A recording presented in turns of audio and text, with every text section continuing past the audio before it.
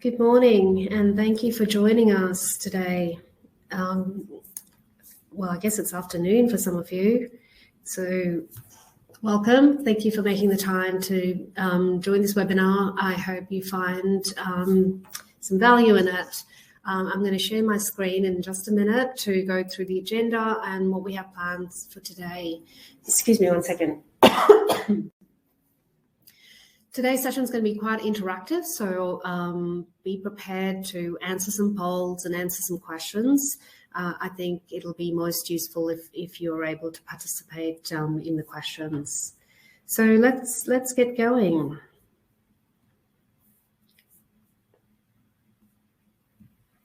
Oops, always helps to present, share screen.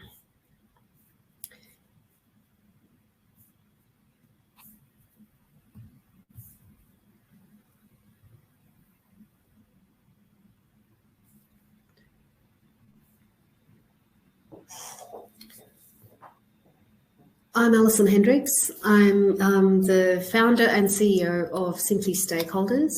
I worked in stakeholder engagement for many years prior to starting this company, and really out of my own frustration of thinking there's got to be a better way to manage stakeholder data.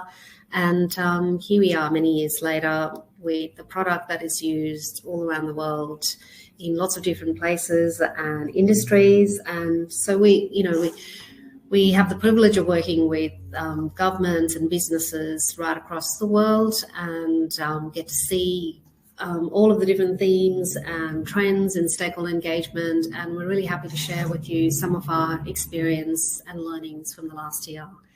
So today's session is really focused on reviewing the year that has been and getting started and planning for the year to come.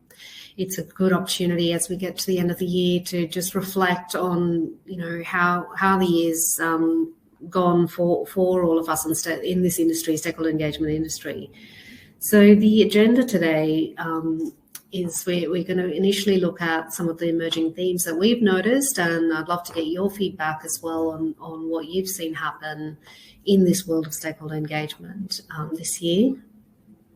We'll look at how we might go about evaluating the plans that we had, how did we go this year, as well as then taking a look at what are some of the things you can do to start preparing for your plans for next year.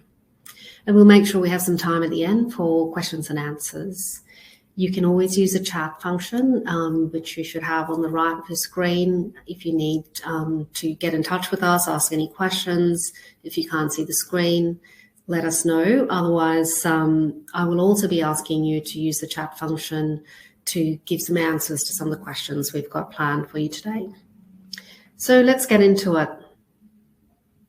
What did we see happen in 2022? I think after 2 years of the pandemic, we had, globally, we had some mixed expectations of 2022. So how did that pan out for you?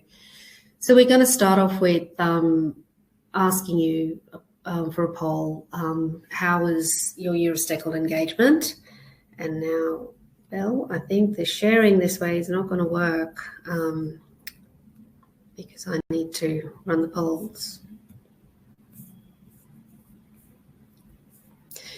So hopefully you've got this poll showing up on your screen asking you how your year was this year. Was it better than expected, about as expected, or worse than expected? It's not a super meaningful question because this doesn't tell us a lot about what your answer is. So if you've got any questions that you want to, any comments to explain why you've selected your particular response, please add them into the comment field. I'll just give it another minute or so to see how the responses are going. So far, it seems like 2022 was about as expected. Does that mean we were all terrible optimists or pessimists? I'm not sure, really. Okay, let's end the poll and share the results with you. So as you can see, pretty much everyone voted to that the year was as as expected. And I'm just getting my slides up here, so give me 1 second. Okay. Now I'd like you to use the comment field to just write a quick question, quick response to this question. What were some of the biggest challenges you faced this year with stakeholder engagement? I'm going to share with you some results of a survey we ran on this, so it'd be interesting to get your response before you look at the responses of some of the others. So add comments in the chat field. Oh, Robin says you couldn't see the poll results. Oh, sorry about that, Robin. It's probably user error on my end. I will make sure I do better next time. It was 100% of people said that it was as expected. Okay, so here's some results coming through now. Nick says reach and awareness. Rebecca says balancing digital versus in-person engagement, the mixed methods. Absolutely, we saw a lot of that. And Robin, staff turnover. Yes, I think the whole world, I don't know if it's just Australia, but certainly it seems to be a bit of a global trend. Any other responses coming through? We'll just give it a minute to see what we get through. We can come back to this as well. So the survey we ran on LinkedIn primarily asked people what their biggest challenges were, and you can see very similar to the responses you gave. Getting, lack of resources with staff and tools, internal, balancing that in online and in-person engagement. We've got some more responses come through, staff awareness and knowledge, yes, difficulties with remote coaching and mentoring, changes in stakeholders. Yeah, exactly. It's been, I think, a surprisingly challenging year this year for a lot of stakeholder engagement teams. And I think this middle one of, internal team burnout is interesting, right? 27% of people came back with that one. And that was a theme we saw, across lots of different industries and sectors. Partly, I think after 2 years of COVID, a lot of teams had to rapidly pivot to online engagement, and we almost sort of expected things to change when we came back in 2022. A lot of people returned to the office, but then a lot of teams were also still hybrid, and managing that balance. A lot of people, I was hearing in the industry a lot of people saying that they were just exhausted from the previous 2 years and the challenges of having to maintain both that, online engagement as well as in person, never knowing when the next kind of shutdown or, lockdown might happen for those people in cities like Melbourne, where there were a lot of periods of lockdown. So I think this is, unusual. I think if we'd run this poll pre-pandemic, the first option would have probably been the highest, getting people interested. And I think although it's only showing up as 18% here, we actually saw that it's not just the practitioners who were exhausted and, a bit fatigued from after the pandemic. It was also the communities they were trying to engage. So getting their involvement and, getting them to participate was also quite a challenge for a lot of teams. So some of the big, I'm not sure why this yellow square isn't there, but some of the emerging themes that we saw coming through was hybrid engagement seems to be here to stay, that there's still a lot of uncertainty about what the world of stakeholder engagement is going to look like, or the world of work even. And so teams are still having to balance that online engagement with the in-person stuff. At the same time, we're also dealing with online fatigue. I think we're all very sick of Zoom and Teams meetings, and there was certainly a yearning for in-person events. I went to quite a few in-person kind of conferences and stuff this year, and it was interesting to see how excited everyone was to be back meeting in person. But I think the challenge of balancing that hybrid and in-person is something that we'll see continue in 2023. One of the other interesting trends I noticed was that organisations were taking a more strategic approach to their engagement. I think when the pandemic first hit, maybe not in 2020 because that was quite a shock to a lot of people, but certainly in 2021 when organisations realised that they had to pivot their engagement strategies and approaches, it was almost a forced review of engagement strategy for a lot of teams, and which is always a good thing, I think, in terms of just getting people to think about why they're doing it. I think for a long time, our stakeholder engagement industry really was focused on the activity. What are we doing? We're running meetings, or we're staffing a hotline or open days, and we spent less time on what is our sort of strategy, what are we hoping to achieve, what are our objectives. And so I think that's a good thing.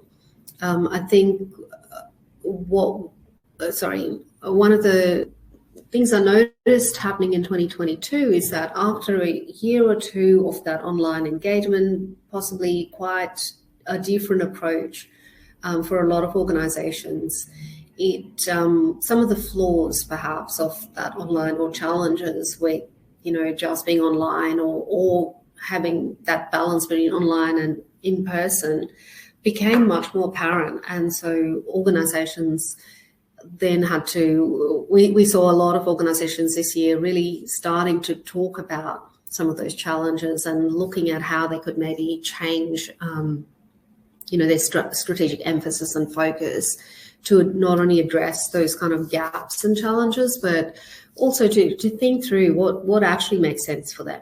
We didn't have a lot of choice in 2020, 21, and parts of 22, but in 23, we certainly have more of a choice about how much, what is that balance between hybrid and online.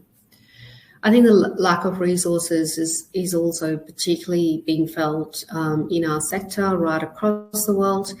We're seeing a lot of people either kind of leave professions altogether, taking early retirement or switching. I think the sort of that online fatigue has certainly pushed people out of the industry. So I think 2023 shapes up to being another year of running on, kind of a lighter than desirable set of resources and teams. And Twitter, what's happening with that, right? If some sectors and some teams rely a lot on social media for that sort of community public outreach engagement. And I think we're all watching the space to see how much of a role that's likely to play in our mix of engagement methods in 2023. One of the other questions we asked people on LinkedIn primarily was what were their expectations for 2023? Were they planning mostly in person, mostly online, or balanced? And you can see most people replied with balanced hybrid. So people are expecting to do pretty much the same in 2023 as they did earlier. So let me go back. I think I've got another poll here. No, not yet. So let's take a look then at how do we evaluate, not only our stakeholder engagement, but the effectiveness of the plan that we may have set up in 2022. So here's another poll coming your way, asking you if you had a formal stakeholder engagement plan in 2022. So it might seem like a silly question, but it's kind of surprising how few organizations don't necessarily create a specific plan each year. And, and if you're one of those organizations that doesn't create a plan each year, you're not alone. I think it's quite typical. We see it quite a lot. Give you one more minute to vote.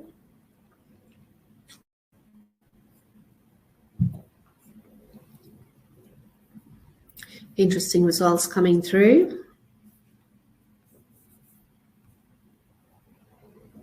Okay, let's end that poll, and I'm not sure what I'm doing here for publishing.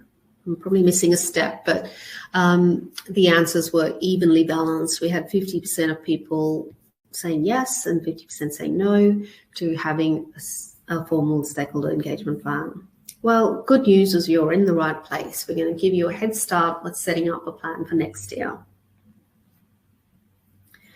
Okay, now I'd like you to use the chat function again and just maybe take a minute to reflect on what was the best thing about your stakeholder engagement this year. So what went really well? And it could be anything, top of mind, you know, a success you had or something new you tried, or just getting to the end of the year and getting through your stakeholder engagement program. So if you could drop a note in the chat function, and I'll give you a couple more minutes for this.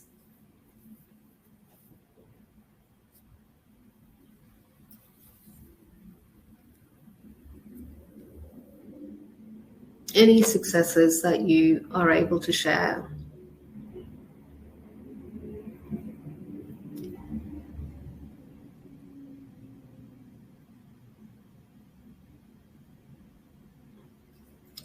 Don't be shy now.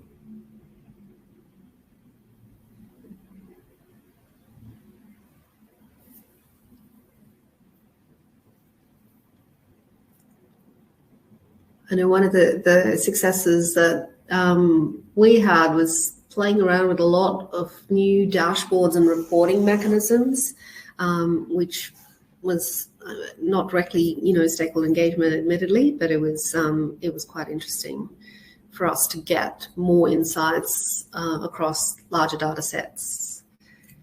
Oh, thanks, Robin. That was it's great. Robin says, buy into Darzen as a corporate platform. Awesome.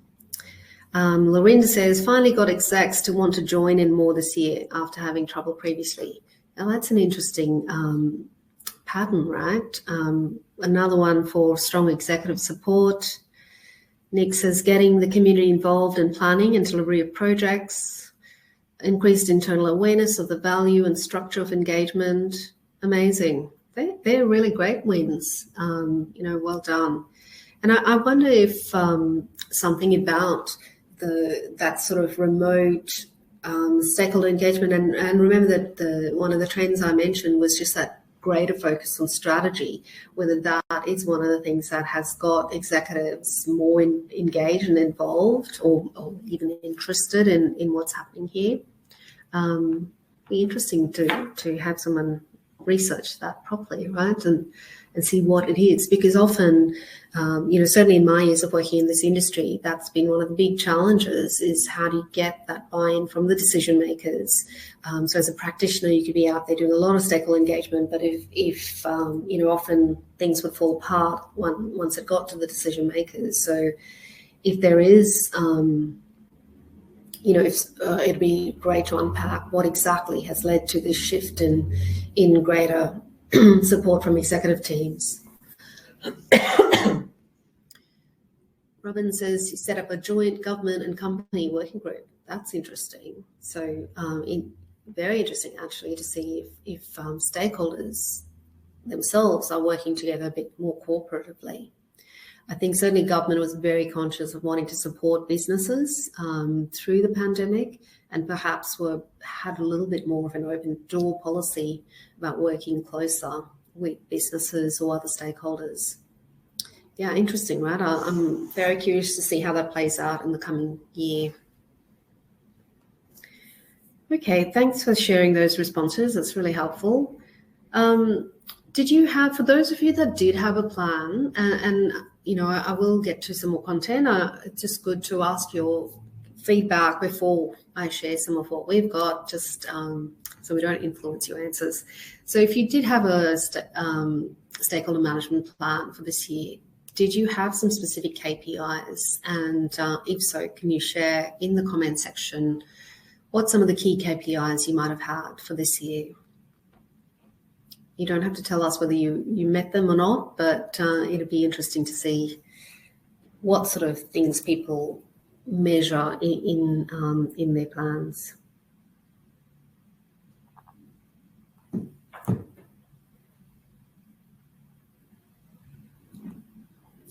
I'm going to give you a minute or so to put in a response for that.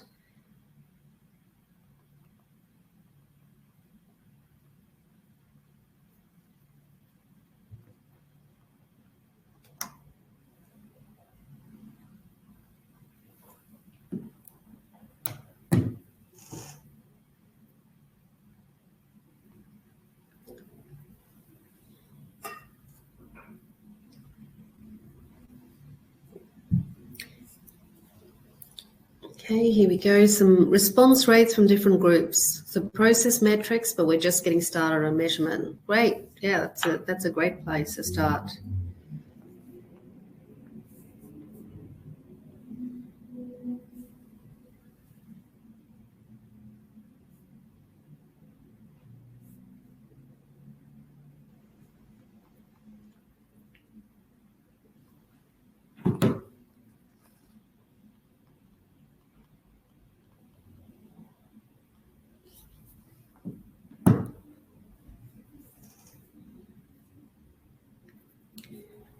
Okay, just giving you another minute before we move on. Anyone else have anything to share?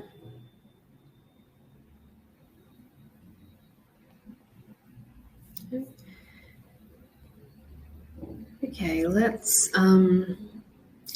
move on.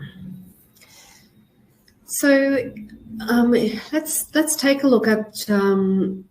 Okay, here's another response just come through. Contractual KPIs were output focused. Interesting, that's still a very strong focus in the industry. It's a bit of a shame, really.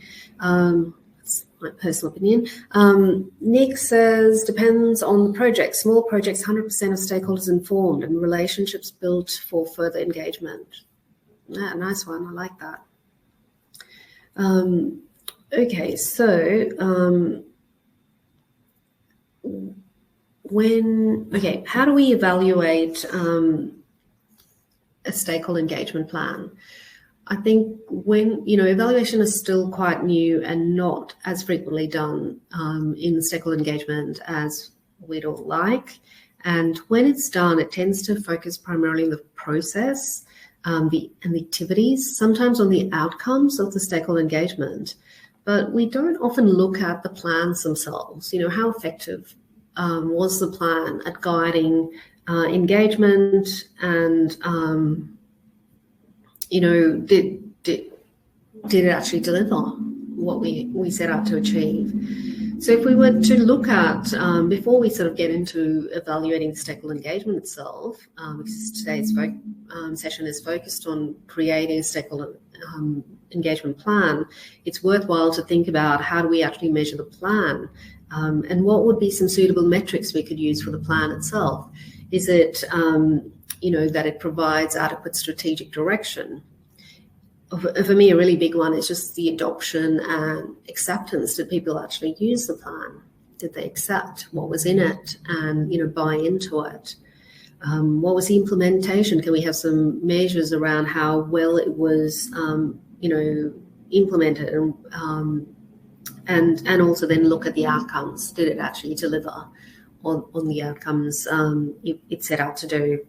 A little while ago, I used an evaluation framework, which I'll share with you shortly, to evaluate some community participation plans that local councils in Australia did.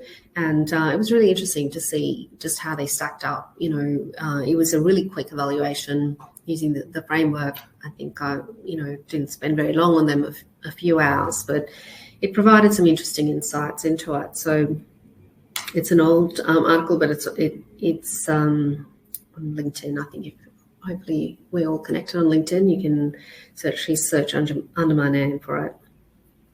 So what makes a good stakeholder management plan? Is it, I think, not the usual metrics where we have enormous plans that, are really comprehensive and they're putting the whole history of the organisation. I think we need to be a little bit more strategic with it. And for me, a good plan is one that is read, owned and actioned. For me, that's top criteria. If everybody in the team owns the plan and, actually reads it and actions it, then you're on a winner. I think a plan should provide clear strategic direction, explaining, what are the right things, what are the things we want to do, and not only about doing, getting better at doing the things we do, right? So I'm not sure I'm explaining that very clearly, but it's we need to do better things, not just do things better, right? We need both of those, but too often we focus on doing things better as opposed to what should we be doing? What would be a better thing to do in this case?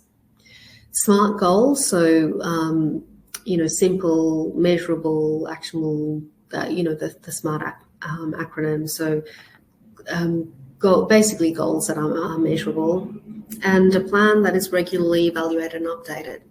So for me, those four are the critical metrics for identifying whether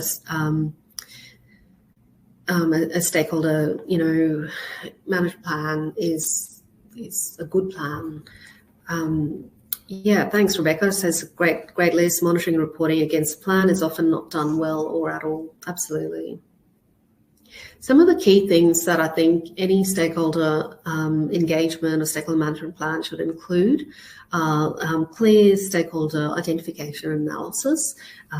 Lots of reasons why that's the foundations of the plan. If you don't know who your stakeholders are and you haven't spent some time on the analysis, then everything else that comes after that could be completely miss the mark and misjudged. So always start with the foundations of stakeholder analysis, then build on that. What are the strategies and priorities for each of the stakeholder groups?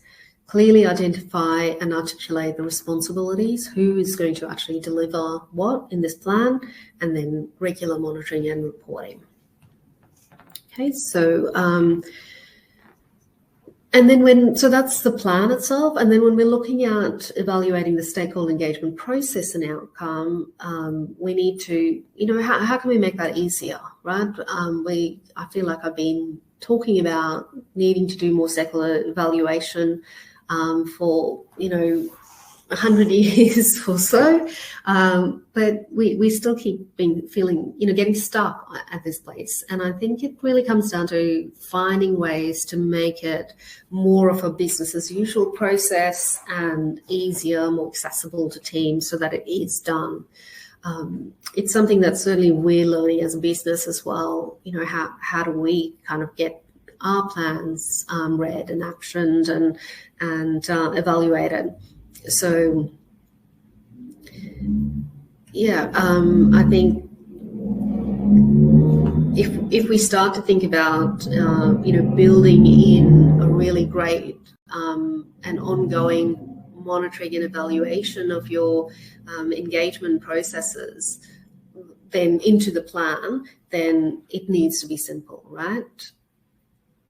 There's a number of frameworks you can look at. There's still a lot of organisations that use the IIP2 framework, the spectrum, as a way of kind of, for their strategy as well as for their evaluation. And if for those of you who are not familiar with the IIP2 framework, so IIP2 stands for the International Association of Public Participation and Practitioners. This spectrum is quite old, quite dated actually, but it still has some value. I wouldn't use it as the only framework personally, because I think it's quite limited. I think community expectations have changed over the years, and it's we really need to sort of do a bit better now. But certainly it helps put your strategy in context of what you're trying to achieve. Where do you see yourself fitting in and your engagement process? Is it more at the informed end of the spectrum where you're just providing information, risky strategy in today's day and age? Or are you more at the involve and collaborate end, which is really where most organisations fall these days. Empower, not always possible with all projects, but certainly elements of Empower are great if they can be built into your plan. Another great framework you can, pin your engagement strategy against would be something like the Equator Principles or the IFC performance standards. And they've got a set of key indicators for effective community engagement. So things like, the company strategy and policies clearly defined, stakeholder identification analysis, community engagement, information disclosure, informed participation. So quite a few things here. And these could all be elements of your actual stakeholder management plan. They could also be great, chapter headings, if for want of a better term, as a way of kind of building out your plan so that it, by default ends up meeting some of these standards. If you have a section on feedback to affected communities, for example, you build that into your plan. That's a critical part of good stakeholder engagement. So I would recommend looking at these principles. So, it's a great place to start as well for your plan. This evaluation framework is something I developed quite a few years ago, based on a long time ago, there was the first United Nations conference on community engagement, and out of that came this thing called the Brisbane Declaration engagement. And I'm writing that Brisbane Declaration, and after it I thought, how can we actually put it into practice? How can we implement it so it doesn't just sit there as a grand statement or motherhood statement, I guess. How do we make it actionable and give people a way of using it? And so I created this evaluation framework based on what was in that Brisbane Declaration as a way of giving teams a really simple and structured way of evaluating their engagement. The nice thing about this framework is, and although it's quite old, I think it's still very relevant. There are a few things that I might change if I was redoing it today, but I think the core principles are still great. When in developing, the principles, we actually looked at all of the other community engagement frameworks or stakeholder engagement frameworks that were available globally. We consulted a lot of academics, and so we sort of did this global search for, what principles do people use, and took the best out of them. So I think it still, stands up to scrutiny even after all of these years.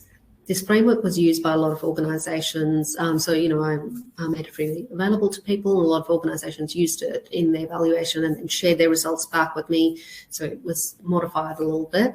It's certainly been neglected for quite a few years as I've gotten a little bit busy with, the business and other things, but it's still a good place to look at. And just to take you through some of it, so the principles on the left, there's the 6 key principles of good stakeholder engagement. We start with integrity, and integrity in this context is not what we always think about of like being a good person. Of course, we want you to do that, but integrity in the context of stakeholder engagement processes is being really open and transparent and honest about the scope of the process, not going into a community and giving them the impression that they could maybe, if they participate, then the motorway wouldn't be built or something like that, which, is not part of the scope of the engagement process. Of being honest about what they can and can't influence, and appreciating and respecting the different roles people have in the process.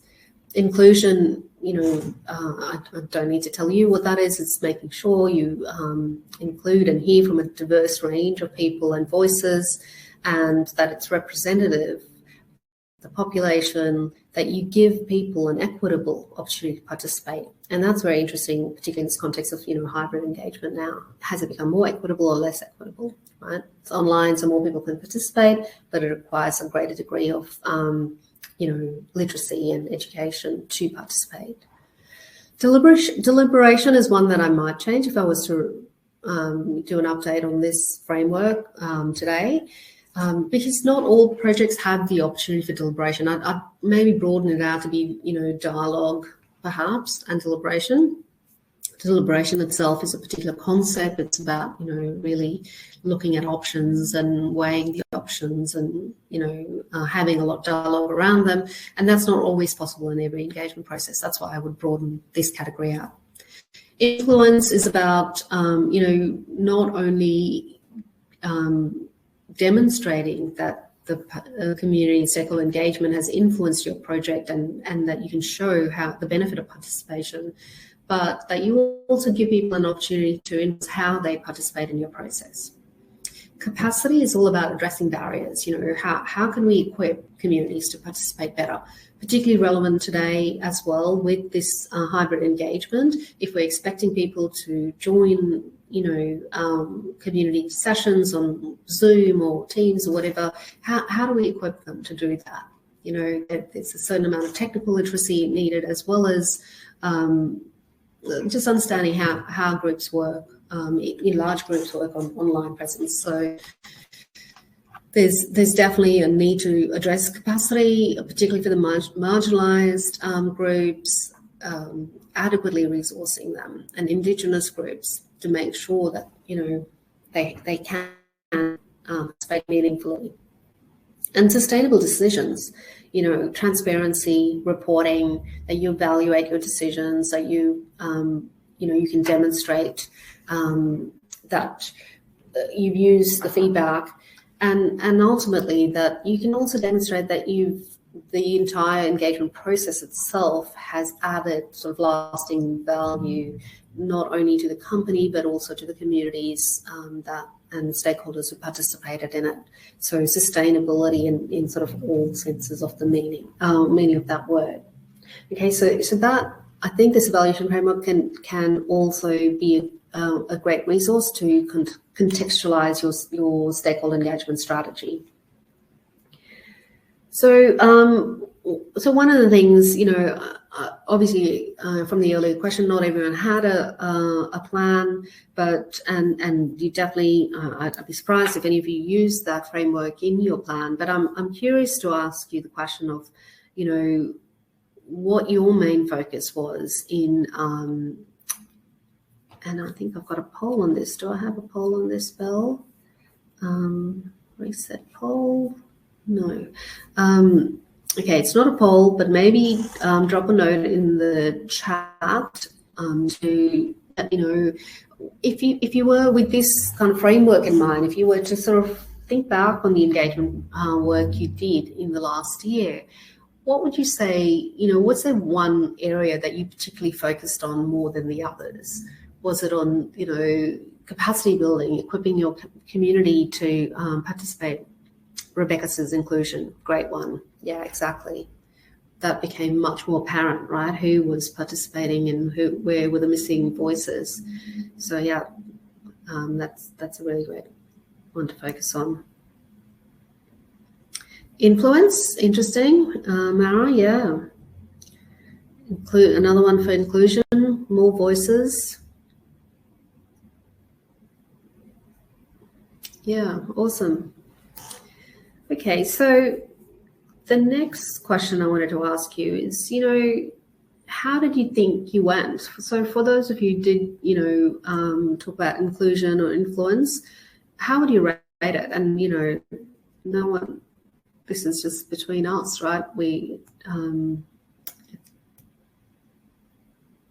did you think you, reflecting back on previous years, particularly if you work for the same organization for multiple years, were you more successful at including at that category of inclusion, for example, than you had been in previous years? Did the online hybrid engagement help you with that, or did it hinder it?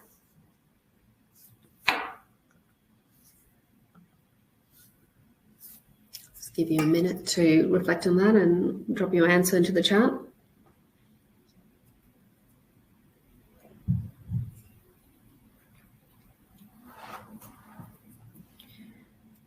Okay, we'll come back to that. Let's head over. I'm just conscious of time, so feel free to drop your response into the chat function. We'll come back to it, but let's have a look at what we need to do to prepare for a stakeholder management plan in 2023. Some more successful, improved baby steps. Yes, it's all baby steps. This is a long way of getting to this idea that we created earlier this year. I think we created a one-page stakeholder management plan because we found that a lot of organizations were really struggling with getting a plan in place and getting a meaningful, useful plan. So we ran some workshops and stuff on this, and resources available on our website if you want to check it out. But one of the things I was in creating the plan, I really was thinking about how can we make these plans easier, more accessible, and we started looking at what do we do. So we're a software business. How do we, what do we do with our plans? Because that, is pretty critical for us. We run with agile processes, and what does that mean? If we were to take some of those concepts and apply them in the stakeholder engagement text. So looking at sort of, the whole thing that an agile methodology is that rather than having a big wish list of everything you want to develop, you really focus on what are the high value items, and you focus on them first, and you run sprints. So you say this sprint we're going to deliver this particular component, and so it's iterative and it's fast, but it's very defined and tangible. Right, so after every iteration, you should have some tangible results you can demonstrate. And I quite like that concept. We run 3-week sprints here because that kind of makes sense for our team. Some teams run 2-week sprints, some slightly longer, but it's short bursts of activity that's very focused, right? And that strategic focus on saying what's going to deliver the best value, the most value to us in the shortest amount of time. And breaking that down into sprints. If it's a really big item, that what you don't want is to have something that's spread across 10 sprints, for example. If it is a really big item, you find a way to break it down into components so you can see that tangible progress as you go from one step to the next. So I think there's something there, right, that we can definitely adopt in stakeholder management plans. Design thinking is another concept that we try to embrace and implement in how we kind of design our software. So, and the idea with design thinking is that, again, it's an iterative process, and it's all about trying to understand the core problem you're trying to solve, challenge some of the assumptions you might have, redefine the problem. So relook at the problems and find a way to come up with new strategies and solutions, right? This is the heart of what we try to do. And we're doing listening down into the core problem we're solving, and we do some customer research. We talk to customers, we test those assumptions that we have. We've been doing a big exercise of that just in the last few months in our team. And so how can we apply something similar to that with stakeholder engagement? I mean, imagine if we could go and test some of those core issues and objectives with the stakeholders themselves, and challenge some of the internal assumptions we have about stakeholders. One of the, particularly when you talk about executive teams getting more involved and stuff, how do we kind of, apply some of this design thinking approach to defining the problem that we're trying to solve. So if we're thinking about, key metrics and KPIs, it comes back to what are the objectives, what is the strategy, what are we trying to achieve. So let's borrow from these other kind of concepts and worlds to see how we can redefine our problems and challenge our assumptions. One of the other things that occurred to me when I was putting this presentation together for today's session was, what about OKRs? So I don't know if you're familiar with OKRs. It's objectives, key results. It's kind of like similar to KPIs, I guess. We used to all have KPIs that we worked to, and now, today more organizations use, a lot of organizations use OKRs. We implemented it for our team earlier this year, and so it's something that we're still kind of, learning and growing with. One of the things I really loved about the OKRs was that it forced me as, the business leader to set out some company-wide objectives. What are the high-level objectives we're trying to achieve? And then break them down for each of the teams. What does each team need to achieve? And then really asking the teams to come up with, what do they think the objective for their team should be. And we do it for the year as well as by quarter. So this quarter, what is your team objective? We then break it down to what are the individual objectives that flow into it. And the key results are actionable items. So they're not tasks. I'm going to do this. I'm going to create a new website. It's not that at all. It's, again, focused, a very strong link to the objective.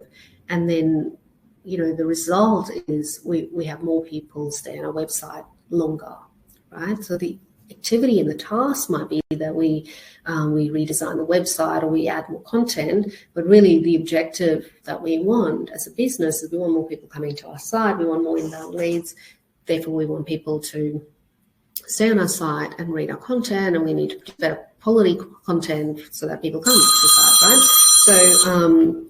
So linking the business objectives with the key result area and then breaking it down. And it occurred to me that, it's been a really great process for us as a business. What if we did that for our stakeholder management plans and made them, it forces you to be much simpler, much clearer, and direct, your activity, focus your activity and your reporting. Part of the OKR methodology is that you have regular reporting. We have reporting every week on it. How are you going on your metrics? Is it on track, or is it at risk? And so if we think back to some of the challenges of our, with stakeholder management plans, getting that ownership, getting people to rate it, getting executive buy-in, getting regular reporting, identifying the right metrics to track and report on, so we don't get at the end of the year and we don't know how successful we were or not. What if there was visibility right across the team, always, on a very regular basis on how we're going? So we're going to have a little think about it. I'd really love your feedback on that, whether you think something like that could work in stakeholder engagement. And, it's something I think I'll put some time and thought into developing up a model for it. But I started playing with it and I thought, what could OKRs look like for a stakeholder engagement plan? And, these are just like literally thought bubbles. So don't take them as well thought through. I just put them up for the purpose of discussion in today's session. And I thought, what if we had like an objective could be, if you're a local council, for example, or a government agency, one of your objectives might be that you have better connected communities, right? That's what you're trying to achieve is stronger communities. Maybe stronger communities is a better word.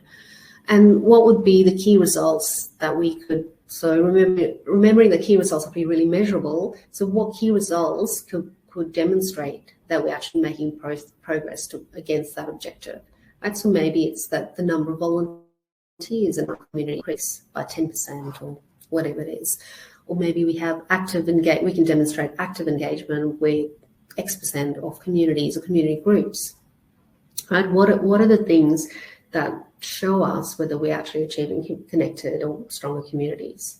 Increased trust is one that, just about every stakeholder engagement team would want, no matter what industry you're in or size of team.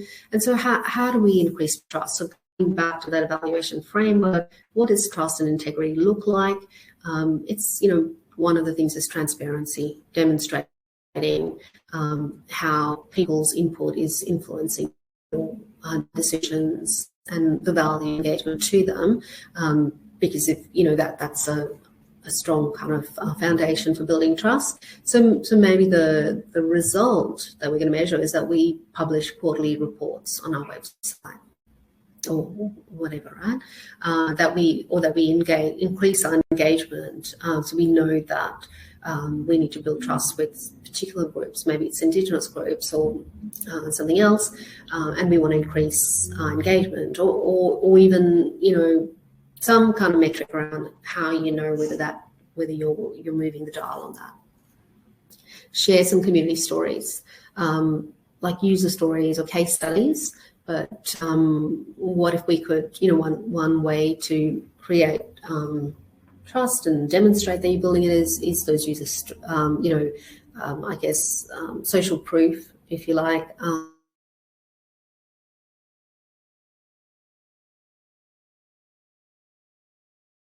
Community groups.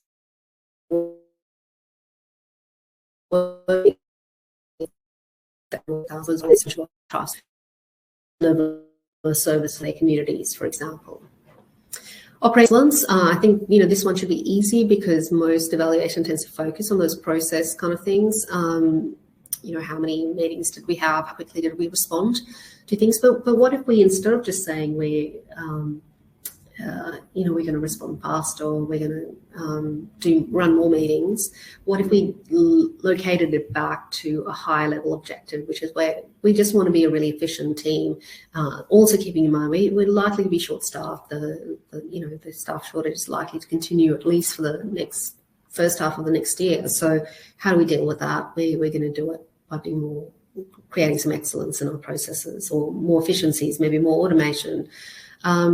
And so, you know, one of the things is coming back again to your strategy of stakeholder engagement. So how can we, you know, not only do things like improving response times for complaints, but also that we're documenting, we're keeping better records. Maybe 90% of our stakeholder records will have stakeholder mapping values, because we know that's stakeholder mapping and stakeholder analysis is a key foundation of our stakeholder engagement. So maybe by putting it in there, we can actually, you know, that's a measure that our operations are going to improve because our stakeholder analysis is improved.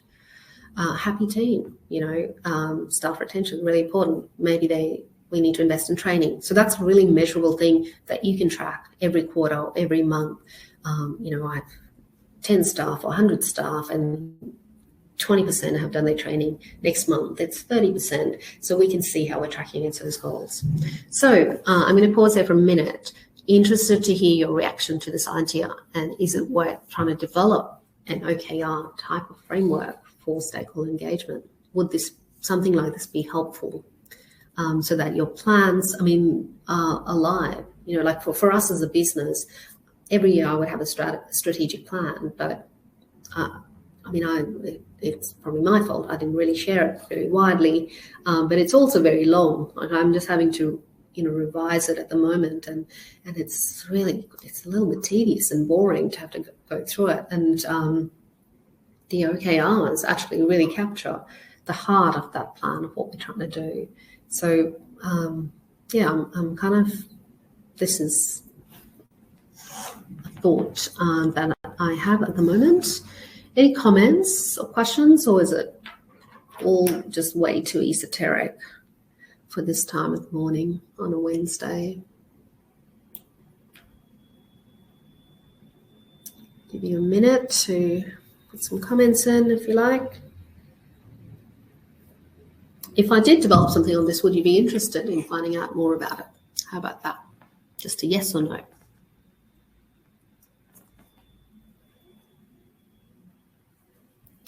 Okay. I'm conscious of time, so I'll come back to that. Drop comments in. One of the things to reflect then, you know, with that context, and we probably don't have time to run a poll on this, but yeah, I was going to ask you what your top priorities objectives are for 2023. Interesting comment, Robin, that if OKRs are only done for stakeholder engagement, KPIs. You know, I think the OKRs that I'm thinking of would be more focused on you know, the outward stakeholder engagement component. Of course, there'd be elements of internal, like having a happy team, a motivated, efficient team. But what if we could kind of present our stakeholder engagement plans and strategies? You know, if we were to go to the executive team and say our objectives for this year, these are our 5 objectives for this year. In quarter 1, we're going to focus on these 2. And here's how we'll measure them, and you'll know whether we're on track or not. I mean, I like the power of that kind of really simple, focused effort. I think there is a difference with KPIs and OKRs. It's worth Googling and having a look at, Nick. KPIs tend to be more performance indicators, right? Whereas the thing with objectives, OKRs, is that it's all about the results of the objective, as opposed to an indicator of performance. It's, you know, we don't have time to go into it today, but there is I mean, it's this big overlap, obviously. But, with KPIs, we tend to measure things like how many meetings did we have, and how many did we respond to things in time, and how many people participated in our meetings. Whereas with OKRs, if our objective is more connected communities or stronger communities, then it doesn't matter how many meetings you have or how many people participated. What is actually people participating in a meeting is not necessarily an indicator that you're achieving that objective. So it forces you to really think through what you're trying to achieve, why you're doing it, and then how can you demonstrate that you're making progress towards it. Let's do a session on this next year and unpack it. I'll do some more thinking on it too. Happy to share. Rushing through the rest of my presentation, I'm talking too much. Building blocks of your stakeholder management plan. It needs to have strategy, it needs to have an operations component, and it needs to identify what are the outcomes you're trying to achieve. We have a one-page stakeholder management plan, engagement plan template that you can access on our website. We don't have a lot of time here, but definitely recommend this process and this plan to you. It's quite an effective one. So whether we go down the OKR path or not, I think it's a staggered plan. So it starts with we want to look at our process as well as the outcomes and outputs that we're expecting. So these are overall goals. So these would be the objectives, right? If you like, we're breaking it down to process and outcomes. Then we're going to look at what are the regulatory requirements. So some of you work in very highly regulated industries, like mining or energy. So what are there any specific things that you need to deliver from a regulatory standpoint? So what will you do in relation to evaluation, in terms of relationships and results and reports? What reporting are you expected to deliver? So you can see it's one page for a reason. We want you to be really focused and short and concise with it. Then let's look at the internal success measures. What do you need internally to deliver this plan? So we've got operations management processes, the stakeholder engagement processes. What are we going to do about innovation and knowledge sharing? And what are the internal team requirements to deliver this? And then finally, from a stakeholder perspective, so we want that 360-degree view on our plan. What is the stakeholder perspective of your plan? So who is involved, who needs to be involved? What information or capacity building will they need to participate meaningfully? And then being very clear about what can be influenced in your project. So a nice little kind of framework for a stakeholder management plan. Have a go at filling it in. If you want any, feedback or input, suggestions from us, reach out to us. You've got our contact information. We'd love to work with you. We're really passionate about helping, the industry in all sorts of, tangible, practical ways, apart from our software. So always open to having a chat about these sorts of things. Get in touch. Love to know if you do use this kind of plan and this framework, how it works for you. There's some other resources on there if you need to plan out what are the best engagement processes to use. This is also available on our website. You can have a look. It's sort of, it sets out the stages, pre-consultation, consultation, what's the value life cycle, and then what are some of the processes you need to do. Very complex to look at and to go through in 1 minute. So we're a minute over time. Thank you very much for your time today. Thanks for coming along. If you found this useful, drop a comment. You need to know whether we should keep running sessions like this.